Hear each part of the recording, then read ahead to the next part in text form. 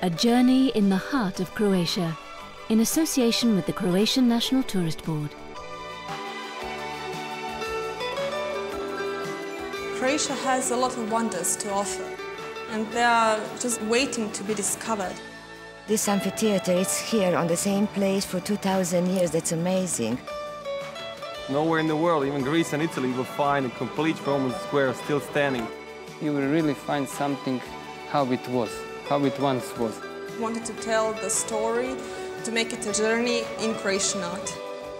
Dubrovnik does not only affect my life, it creates my life. Ladies and gentlemen, good evening. We can afford to have a symphony orchestra.